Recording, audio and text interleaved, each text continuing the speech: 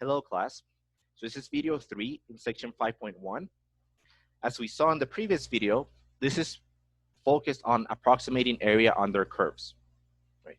So in the previous example, we saw how to approximate the area bounded above or below the curve y equals x squared plus 2 and bounded below by the x-axis. Right. And we did that with 2 subintervals, with 4 subintervals, and with 8 subintervals, and approximating in each subinterval by using the height, by using rectangles, which height was given by the left endpoint of the function. And so that's how we decided what the height of the rectangle was. So we can do this more generally. So what's the general way to do this? So given a continuous function, f on some interval AB, what do? Well, if we want to approximate the area using n subintervals, how do we do it, right? So given this, if we want to approximate the area, and let's just say using rectangles, because that's what we did in the previous example, and that's what we're going to be doing for this chapter. There's other ways to approximate area without rectangles. There are other shapes that you can use to approximate the area in each subinterval. We're just going to stick with rectangles. It's pretty straightforward, right?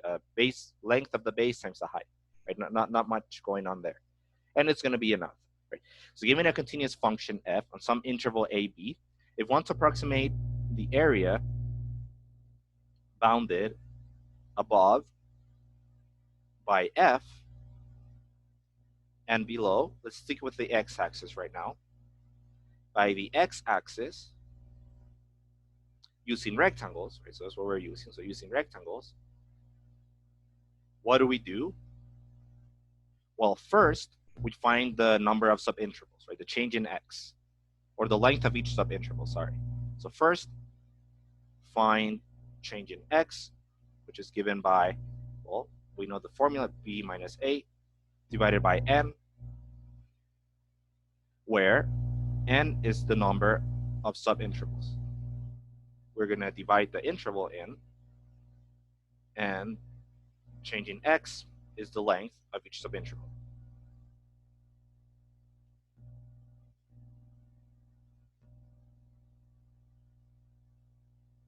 Then 2, what do? Well, we had to make a choice about what the height of each rectangle is going to be. In this case that we did, in the previous example, we made the choice of the height being the left endpoint of each subinterval. So let's keep it like that. It doesn't have to be the left endpoint. We could have well done the right interval. We're going to do that in the next video. We could have even done the midpoint. We're going to do that in the next video as well. For now, let's just stick with the left endpoint. Right, so now the height of each rectangle is given by the function f, right, evaluated at each left endpoint of the subinterval.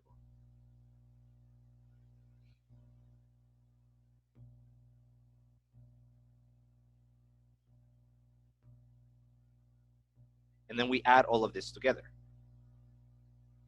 And then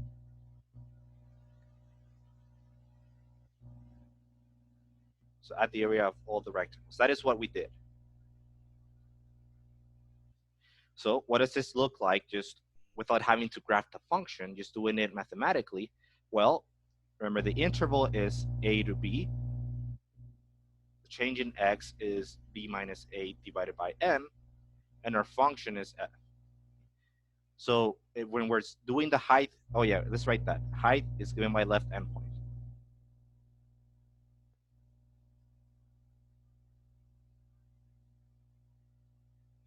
So without having to graph this, I'm just going to give you a mathematical formula for what this is. Right? So a sub n, the area approximation with n subintervals is going to be what? Well, each rectangle has length changing x, right? And we're starting, and the height is the function evaluated on the left endpoint, right? So the first rectangle is going to have area changing x times f of a. The second rectangle is going to have area changing x times f. So what's the next endpoint? Right, so remember, what do? We start with the first one and add change in x. That's the next endpoint. Plus, what's the next endpoint? So changing x times what? F. Now we add changing x twice. Right? Remember, that's what's going on. Right? How do we do it? Well, we started, for example, here, the change in x was 2. Start at a, which is -4. Add 2 once, we get to -2. Add 2 again, we get to 0. Right? So that's how we get to each next endpoint. Right? So we're just adding changing x a bunch of times. Right? So here we added changing x once, we add it again, so that's 2 changing x plus, what's the next endpoint? Well, a plus 3 changing x, all the way up to what? Changing x times f, a plus, well, how many of these are we doing? How many times are we adding n minus 1? Sorry, how many times are we adding changing x? Well, we're actually doing it n minus 1 times.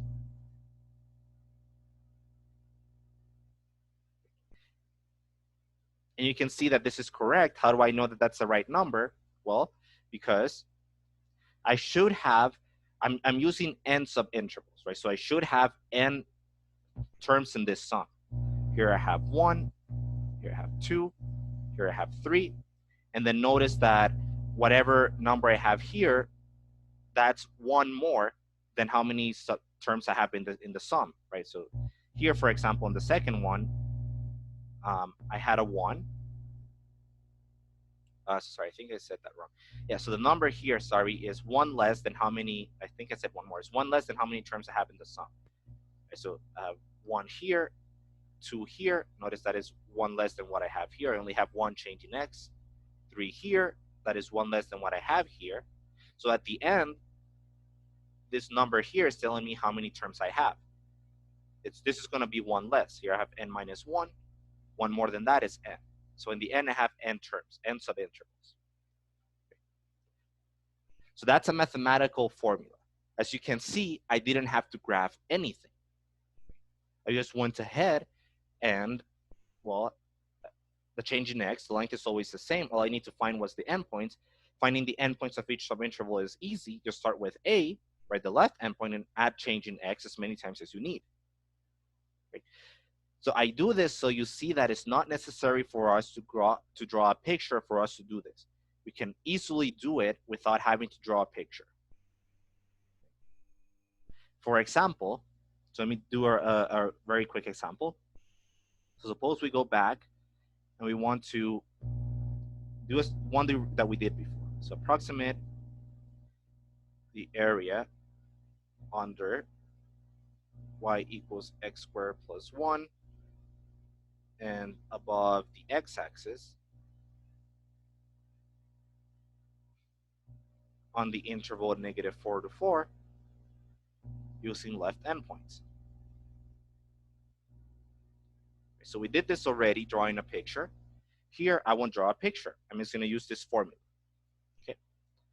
So first, we can find the change in x. That's really one of the only things we need to find. Using left endpoints, and how many subintervals? Let's use 4. Okay. So change in x is going to be 4 minus -4 divided by the number of subintervals. That's going to be 8 divided by 4, which is 2. Okay. So what's the area going to be? Well, the length of each rectangle is always going to be the same. So we're always going to have change in x, which was 2. Right? So for the first subinterval, I have 2 times the function evaluated where? At the left endpoint, which was -4. Okay. Plus, what's the next endpoint? So the length is always 2. What's the next endpoint? Well, it's -4 plus 2, right, which is -2. And each time you just add 2 to whatever endpoint you're in. You always just add the change in x. So what's the next endpoint? Well, -2 plus change in x, which is -2 plus 2, that's 0, plus what's the next endpoint? 2 times, well, what's the next endpoint? Well, 0 plus 2, well, that's 2, right? So plus 2 times f of 2. And those are the areas of the 4 subintervals. Okay? Now we can go ahead and calculate this. Remember, the function was x squared plus 2. Okay? So here we have 2 times f of negative 4. Let's plug in negative 4 here. We get 18 plus 2 times f of negative 2. Plug in negative 2 squared plus 2 is 6, plus 2 times 0, 0 squared plus 2 is 2, plus 2 times f of 2, which is 6. Add this all up, we get 36 plus 12 plus 4 plus 12, and that is 64. And if you see, that's the exact number we got in the previous example where we actually graphed it. We got 64. So as you can see here, you don't actually have to graph this. All the information you need is what's your function. So what's your function? Because that's going to give you the upper bound. The lower bound is going to be the x-axis. What's the interval? What's the height of each rectangle? In this case, the left endpoint evaluated at the function. And how many subintervals? From that, you get change in x, right, which was 2. And then you just go ahead and do it. Right? So start with the length of each rectangle is always going to be 2. What's the height? Well, the function evaluated at each left endpoint. Start with the leftmost one, which is negative 4. Then simply add the change in x each time to get to the next endpoint. Right? So negative 4 plus change in x, that's negative 4 plus 2, that's negative 2. Negative 2 plus 2, that's 0. 0 plus 2 is 2. That's how you get the endpoints. So you can see, you can always graph it. You don't have to. You can just use this formula here.